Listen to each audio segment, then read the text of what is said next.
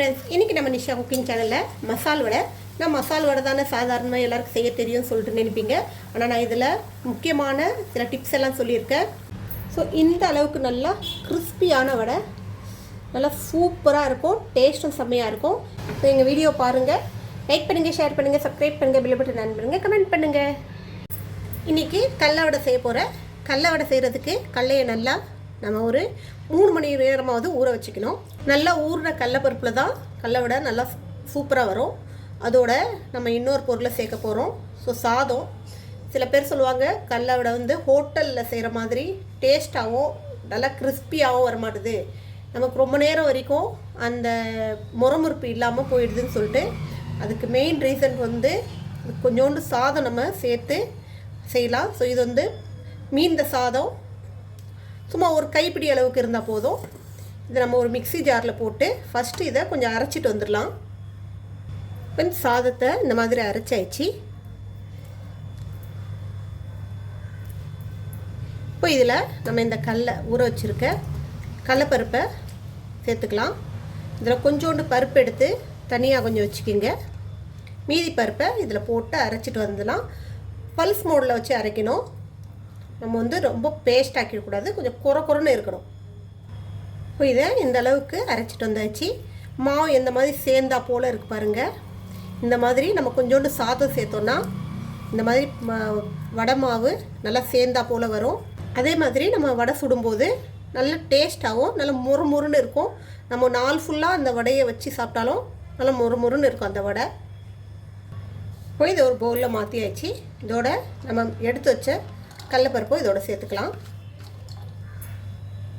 இப்போ இதில் ஒரு 1/2 ஸ்பூன் அளவுக்கு இஞ்சி பூண்டு விழுது, பொடியாக கட் பண்ண சின்னதாக ஒரு வெங்காயம், பொடியாக கட் பண்ண ஒரு பச்சை மிளகா, 1/2 ஸ்பூன் ஜீரகம், 1/4 ஸ்பூன் மஞ்சள் பொடி, 1/2 ஸ்பூன் மிளகா பொடிக்கு பதிலாக சில்லி ஃப்ளேக்ஸ் கூட போட்டுக்கலாம். தேவையான அளவு கொஞ்சோண்டு பெருங்காயம், இதுக்கு தேவையான அளவு உப்பு சேர்த்துக்குங்க. இப்போ இதை நல்லா கையால் பிசைஞ்சிக்கலாம். கொஞ்சோண்டு கருவேப்பிலை வந்து பொடியாக கட் பண்ணி போட்டுக்குங்க. கருவேப்பிலை என்னால் இல்லாதனால நான் போடல.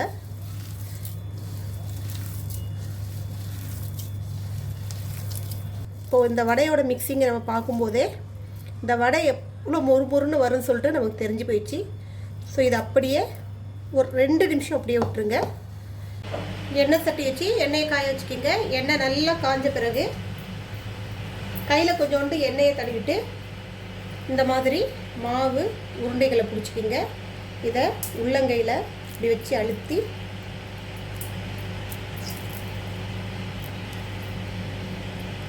இந்த மாதிரி எண்ணெயில் போட்டு ஸோ அடுப்பை கொஞ்சம் நல்லா சிம்மில் வச்சுக்கிட்டிங்கன்னா எண்ணெய் நல்லா காஞ்ச பிறகு உள்ள வரைக்கும் வடை நல்லா வெந்து வரும். இந்த வடை கிறிஸ்பியாக வர்றதுக்கு இன்னொரு ரகசியம் கூட இருக்குது, நான் லாஸ்ட்டில் சொல்கிறேன்.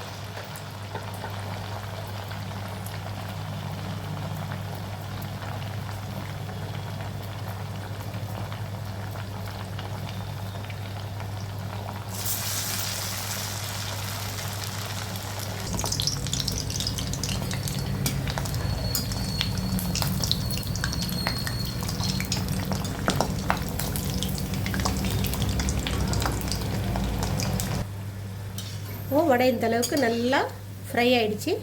இது எண்ணெயிலேருந்து எடுத்துடலாம்.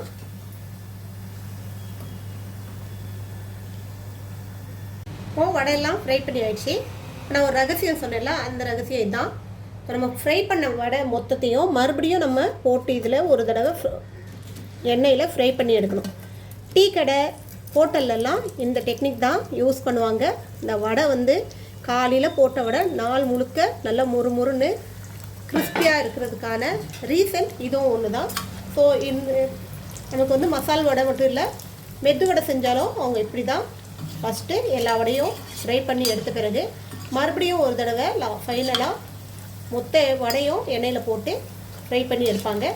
இந்த மாதிரி செய்கிறது தான் அவங்க செய்கிற வடை வந்து நாள் முழுக்க நல்லா கிறிஸ்பியாக இருக்கிறதுக்கு காரணம். அவ்வளோதான், நல்லா முறுமுறுன்னு சூப்பராக டேஸ்ட்டாக மசால் வடை ரெடி ஆகிடுச்சு. இதே மெத்தடில் நீங்களும் ட்ரை பண்ணி பாருங்கள். வடை நல்லா கிறிஸ்பியாக இருக்கும். நீங்கள் காலைல செஞ்ச வடை ஈவினிங் வரைக்கும் கூட நல்லா கிறிஸ்பியாக இருக்கும். ட்ரை பண்ணி பாருங்கள். இன்னொரு ரெசிபியோடு உங்களை சந்திக்க வரை உங்களோட விடைபெறுவது உங்கள் நிஷா. எங்கள் சேனல் லாஸ்ட் வரைக்கும் பார்த்தவங்க அனைவருக்கும் மிக்க நன்றி. பாய்.